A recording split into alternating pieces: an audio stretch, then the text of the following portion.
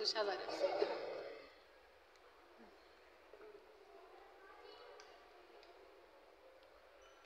এর একটা বিশাল নৌকা, দেখেন বিশাল নৌকা। গহীনটা দেখতে পাচ্ছেন, গহীনটা মনে হচ্ছে যে পানির ভিতরে রেখে দিচ্ছে, এরকম একটা ক্যাটাগরি করছে তারা। দেখেন বিশাল, মনে হচ্ছে পানির ভিতরে রেখে দিচ্ছে। পুরাটা এখানে হচ্ছে খাল, ফাঁকা, নিচে ইয়া করে দেখা যাচ্ছে। দেশিরা অবশ্যই ভালোবাসা দেবেন, লাভ, লাইক, শেয়ার। যারা নতুন আসবেন অবশ্যই ফলো করবেন।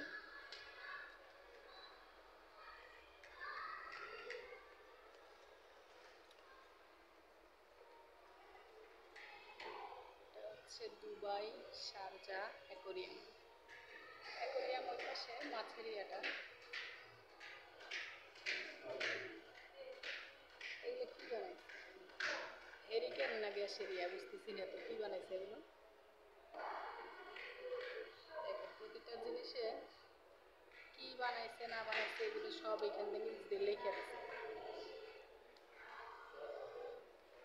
প্রতিটা ওয়ালে এত সুন্দর নিখুঁত করে সব কিছু আর্টিস্ট করছে, এক কথায় অসাধারণ।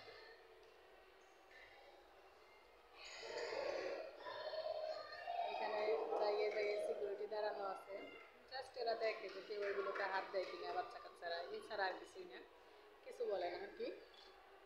ওদের কাজ। এটা কিন্তু একটা সিঁড়ি, দেখেন কি সুন্দর করে বানাইছে সিঁড়িটা। এই যে দেখেন নিখুঁতভাবে আর্টিস্ট করে রাখছে, কত বছরের পর বছর। ক্যামেরাটা একটু লাইট, তো লাইটের কারণে একটু বোঝা যাচ্ছে না ক্যামেরায়, বাট এগুলো অনেক সুন্দর করেই দেখেন। দেখছেন কি সুন্দর নিখুঁত করে আঁকায় রাখছে, যখন লাইট পড়ে তখন হচ্ছে বোঝা যায় না, বাট একদম নিখুঁত করে আঁকায় আর্টিস্ট করে রাখছে। প্রত্যেকটা জিনিস বছরের পর বছর এভাবেই চলছে। আর ক্যামেরার ব্যবস্থা আছে সব জায়গায়। এই জন্য বলি যে বাংলাদেশের কোনায় কোনায় যদি, আনাচে কানাচে যদি ক্যামেরার ব্যবস্থা থাকতো, তাহলে আমাদের দেশে এত নির্যাতন, নারী নির্যাতন, শিশু ধর্ষণ, নারী নির্যাতন বললে হবে না, শিশু ধর্ষণ, খুনাখুনি এগুলো হতো না আর কি।